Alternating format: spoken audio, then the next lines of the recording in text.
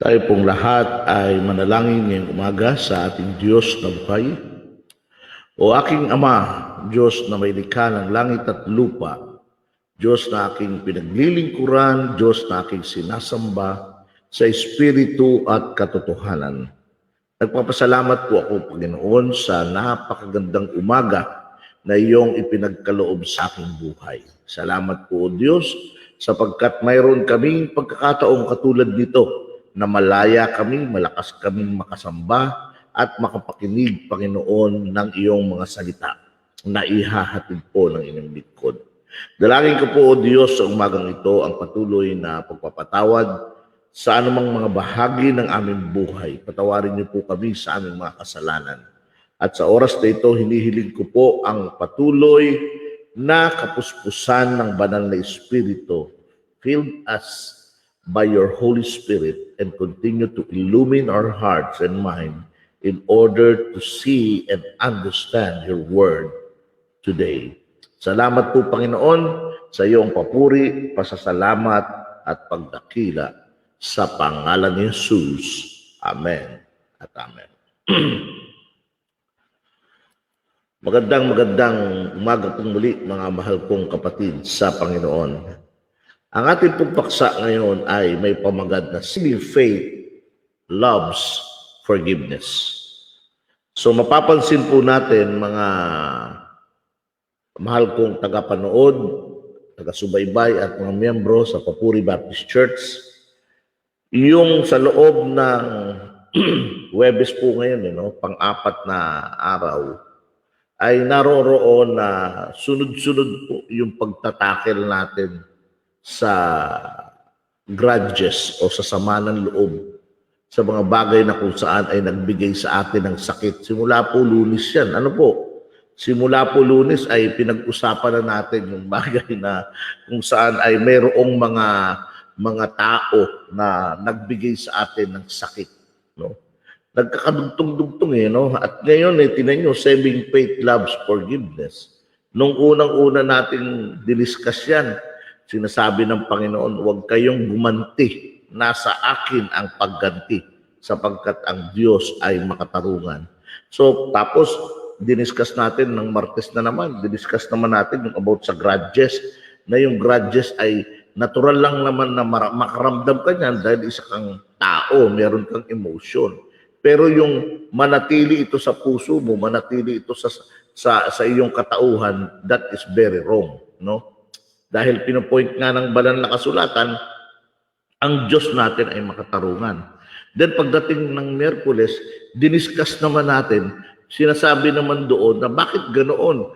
Mas lalong masakit, sabi niya. Sabi doon, nasa Diyos ang pagganti, no? Sa sino mang nagbigay sa iyo ng sakit, kaya ipaubaya mo sa kanila, sa Diyos yun, sapagkat ang Diyos ay makatarungan. At dahil doon, yung bagay na yun ay nangangailangan ng pananampalataya. Pagdating dito ng Miyerkules, idiniscuss naman natin na kung saan, papaano kung ang nagbigay sa iyo ng sakit o nagbigay sa iyo ng sama ng loob ay mismong Kristiyano o katulad mo na mananampalataya. Di ba? So, applicable ba yung sinasabi ng Diyos na nasa kanya ang pagganti?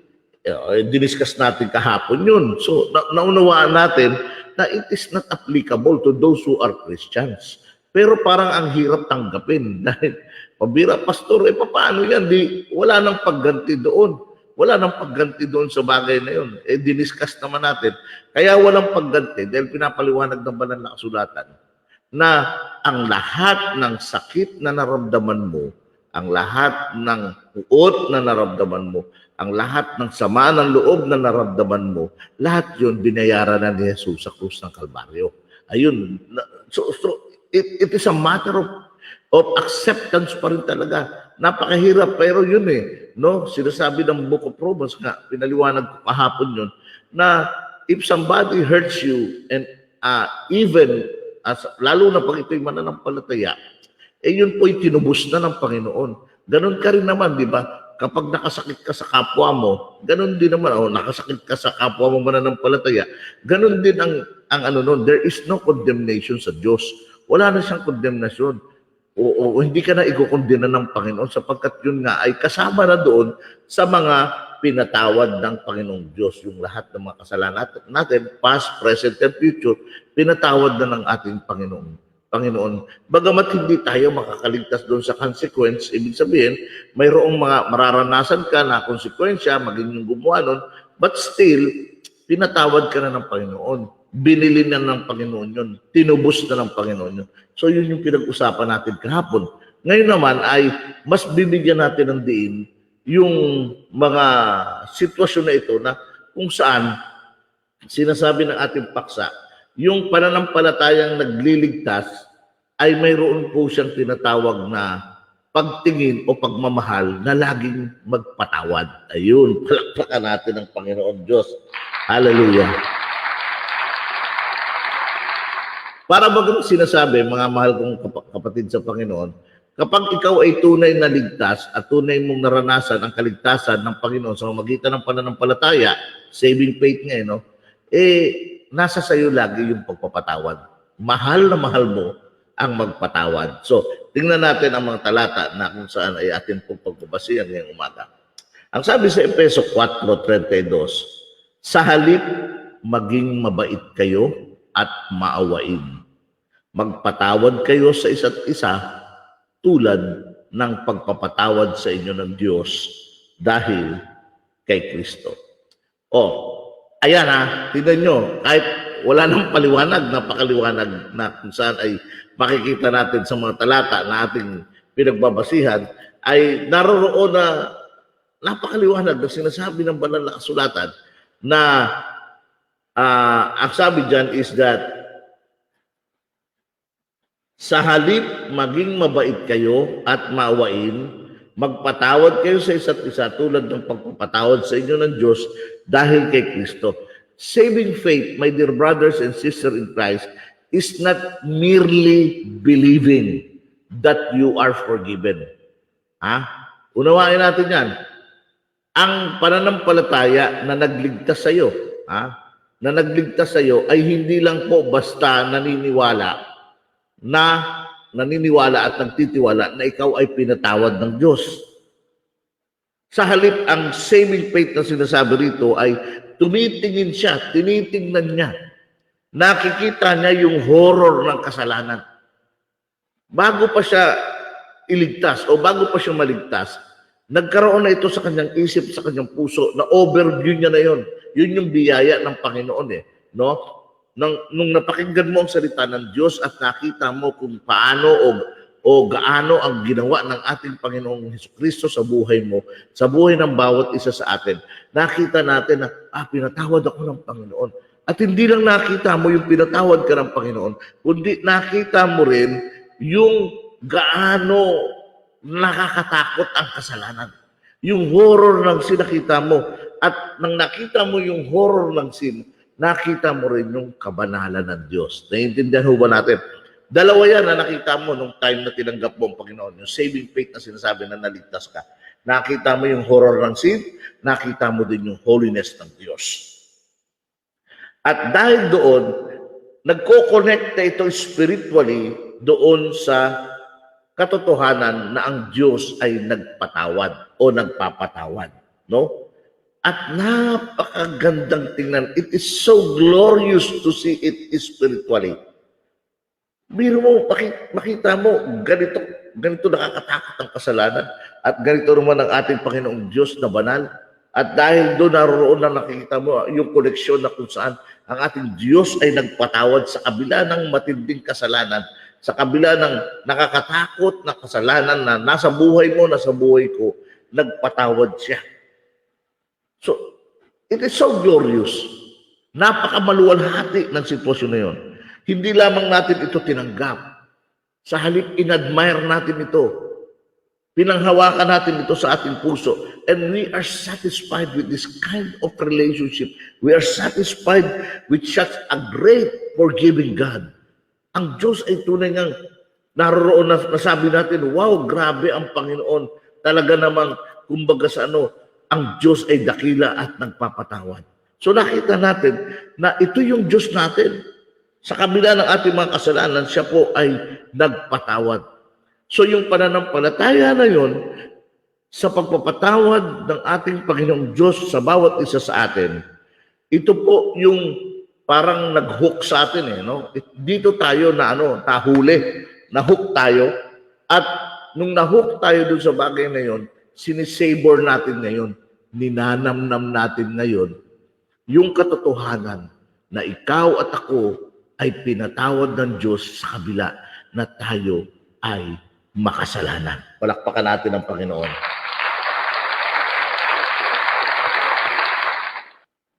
So that's why saving faith cherishes being forgiven by God. That is the implication of that. Saving faith cherishes being forgiven by God. And from there rises to cherishing the God who forgives. And all that He is for us in Jesus. Itong karanasan na ito ay may malupit o matinding epekto sa atin para, eto na kapatid, pakinggan mo, itong karanasan na ito na ikaw ay pinatawad ng Panginoon, sinicherish mo ang pagpapatawad ng Panginoon, sinisabor mo yung pagpapatawad ng Panginoon, ninanamnam mo, wow, grabe ang Panginoong Diyos, makasalanan ako pero pinatawad niya ako. Sinisabor mo yan, nasa heart and mind mo yan, talagang nakakonekta yan sa relationship mo sa Panginoon. And because of that, ang epekto nito, ikaw rin naman ay nagiging mapagpatawad. Come on, give Him the best clap offering sa Panginoon. The great act of purchasing our forgiveness is past. Tapos na yun eh. Ginawa na ng ating Panginoong Jesucristo ang bagay na yun. Napakatagal na panahon nung siya'y napako sa krus ng Kalbaryo. Binili niya ang bawat isa sa atin sa kanyang napakamahal na dugo, napakamahal na buhay. Dahil para ang bawat isa sa atin ay magkaroon ng kapatawaran sa harapan ng Diyos at magkaroon tayo ng kaligtasan. And this backward look, kapag tinitingnan natin yung bagay na yun, natututuhan natin ngayon yung biyaya na kung saan ating tinatayuan araw-araw. Ano po yun, Pastor? Ito yun. Sa pamamagitan ng pagsampalataya. O, di ba, saving faith, pinag-uusapan natin. Sa pamamagitan ng pagsampalataya kay Jesucristo, tinamasa natin ang kagandaang loob ng Diyos. At tayo'y nagagalak dahil sa pag-asang tayo'y makakabahagi sa Kaniyang kaluwalhatian. We learn that we are now and always will be loved and accepted. Alam mo yan, nararanasan ng bawat isa sa atin yan. Because of that saving grace ng ating Panginoon, because of that saving faith na kung saan ay tinanggap ng bawat isa sa atin at nararanasan mo ngayon ang pagpapatawad, ang isang uri ng relasyon sa Diyos na kung saan ay meron kang kapayapaan at kasiguraduhan na ikaw ay pinatawad na ng ating Panginoon. Ngayon, alam ng bawat isa sa atin yan. And we learn that we are now and always will be love and accepted. Alam mo yan. Kaya nga sabi, sa pamamagitan ng pagsampalataya kay Jesucristo, ano sabi? Na-experience mo, tinamasa natin ang kagandahang loob ng Diyos. Ano kapatid, hindi mo ba nararamdaman yan? Hindi mo ba nararanasan yan? Yung biyaya ng ating Panginoong Diyos, araw-araw, nandyan yan, na-experience natin yan. Naaalala natin yan. We learn that the living God is a forgiving God. But the great act of experiencing our forgiveness goes on forever into the future. Habang tayo ay nabubuhay, nararamdaman at nararanasan natin yung tinatawag na pagpapatawad ng ating Panginoon sa bawat isa sa atin. At dahil doon meron tayong joyful fellowship sa ating Panginoong Diyos, sa ating dakilang Diyos na kung saan ay nagpatawad sa bawat isa sa atin. So therefore, freedom for forgiveness flowing from this all satisfying fellowship with the forgiving God lasts as long as we do. So natutuhan ko mga mahal kong kapatid sa Panginoon na it is possible to go on holding a grudge if your faith simply means you have looked back to the cross and concluded that you are off the hook. Kaya nga sinasabi ko sa inyo, natural yun. Natural yun, mga kapatid. Na maramdaman mo yung sakit, maramdaman mo yung tinatawag na sakit nung meron sa yung nagbigay ng hindi magandang sitwasyon sa buhay mo. Nararamdaman mo yun, no? Nararamdaman ng bawat isa sa atin yan because we have a feeling, meron tayong emotion, we are human, mararamdaman natin. Kaya lang sinasabi ng banal na kasulatan, kapag yung nararamdaman mo na yun ay nandyan sa puso mo, you are keep holding on that grudge. No? Sabi nga sa Bible, nag-look back ka lang, tiningnan mo lang yung ginawa ng Diyos na pagpapatawad. Pero ang katotohanan, hindi mo siya sinibor. Hindi mo siya tinanggap sa iyong puso. Dahil the more na lumalalim ang relationship mo sa Diyos, the more na sinisabor mo yung pagpapatawad ng Panginoon at yung kaligtasang tinanggap mo, the more na ikaw ay nagdig deeper sa relationship mo sa Panginoon, yung grudges na yun, nawawala yun eh. Yung grudges na yun, nawawala yun. At hindi ka natututong magtanim ng sama ng loob sa kung kanino pa man, lalo na doon sa sinasabi natin kapwa natin mananampalataya. Amen po ba? So, yun ang sinasabi. That's why I have been forced to go deeper into what true faith is. It is not just a relief that I'm off the hook, but also a profound satisfaction with all that God is for me in Jesus' name. Dapat maunawaan natin yan, no? Dapat masavor natin yan, mga mahal kong kapatid sa Panginoon. So, na i-reconcile natin ngayon yung sinasabi ng ating paksa that saving faith loves forgiveness. Ang nangyayari dyan, kapag ikaw ay naroroon sa sitwasyon na kung saan ay nagtitiwala doon sa ginawa ng ating Panginoong Jesucristo sa krus ng Kalbaryo, na kung saan tayo ay pinatawad, ang bawat isa sa atin ay pinatawad ng ating Panginoon. Ang nangyayari dyan, kapatid, ano nangyayari? Imbis na mag-retaliate ka, imbis na magalit ka, imbis na magtanim ka ng sama ng loob doon sa tao o doon sa Kristiyano na nagbigay sa iyo ng sama ng loob, sinasabi ng Bible, anak, sandali, maging mabait kayo. Hallelujah. Praise the Lord. Ang hirap. Maging mabait kayo at maawain.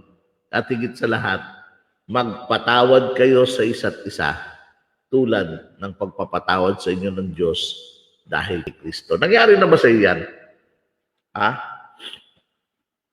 Tanungin ko kayo na nanonood, nangyari na ba sa atin yan? Ako, maraming beses nangyari sa akin yan. Pero masarap ho talagang maglingkod sa Diyos na wala kang daladala sa puso. Masarap maglingkod sa Diyos na wala po tayong sama ng loob.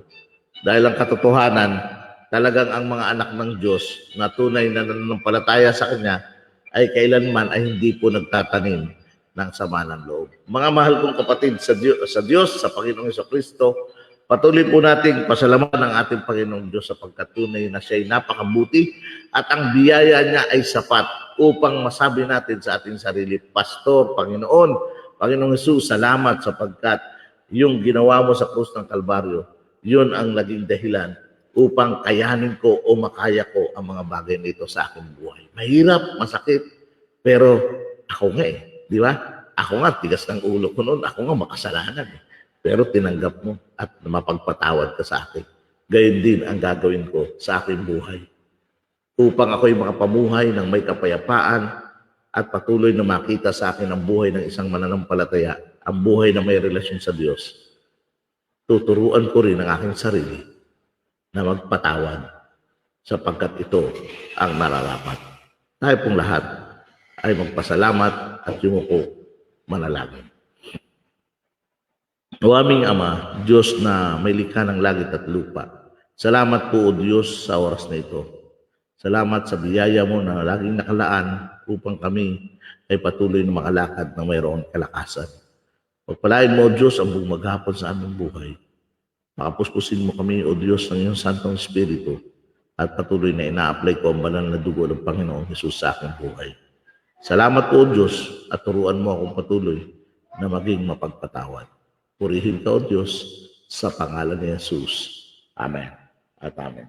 Magandang umaga pong muli, mga mahal kong kapatid sa Panginoon. Solideo Gloria.